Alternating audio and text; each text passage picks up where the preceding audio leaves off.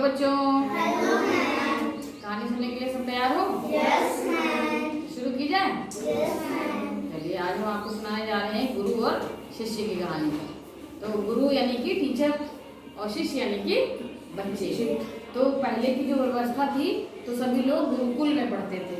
तो ऐसे ही जो राजा लोग के बच्चे होते थे ना, तो वो पढ़ने के लिए गुरु के पास आश्रम में जाते थे। तो एक आश्रम था जंगल में बना हुआ, वहाँ पे राजा लोगों के बच्चे पढ़ने के लिए आए हुए थे।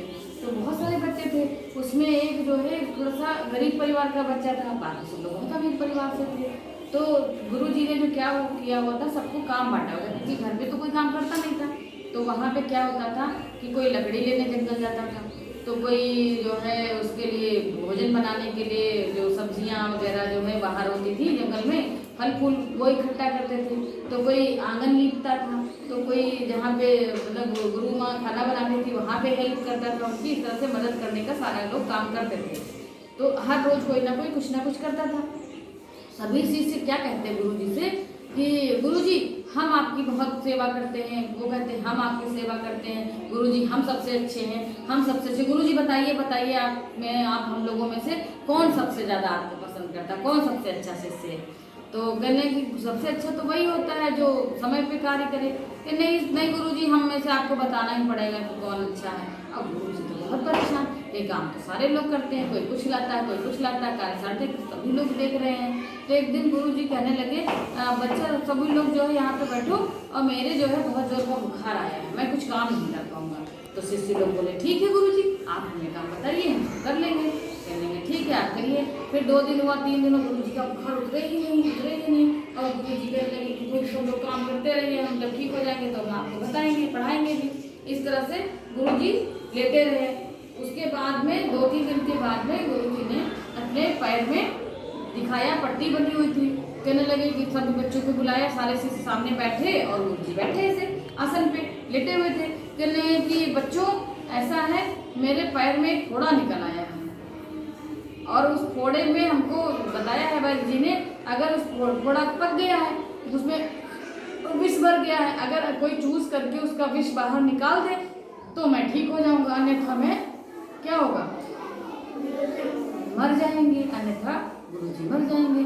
अब शिष्य बहुत परेशान सोच रहे हैं कि क्या करें। भाई सभी तो बहुत चाहते थे, लेकिन किसी की हिम्मत ना पड़े कि जाएं गुरुजी के पैर का फोड़ा चूस के उसको निकाल दें, उसका जो मवाद है निकाल दें थूक करके, और उनका पैर ठीक हो जाए।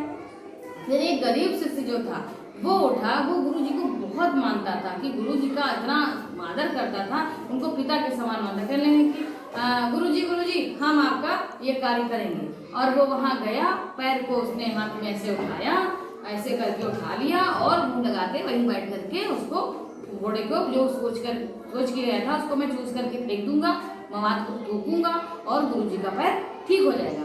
ठीक है बच्चों? तो वो ऐसे करके चूसने लगा। तो उसने 1 बार थूका, 2 बार थूका, उसने कहा अरे ये तो बड़ा मीठा लग रहा, क्या है आखिर? वो बड़ा चंबे से ऐसे देख रहा कि गुरुजी का मुंह देख रहा ऐसे, फिर चूसता, फिर मुंह देख रहा, फिर चूसना, फिर उसने क्या पूरा खत्म कर डाला। फिर गुरुजी उठे और उसमें से पट्टी खोली, यूं करके पट्टी खोली, उसमें से क्या निकला?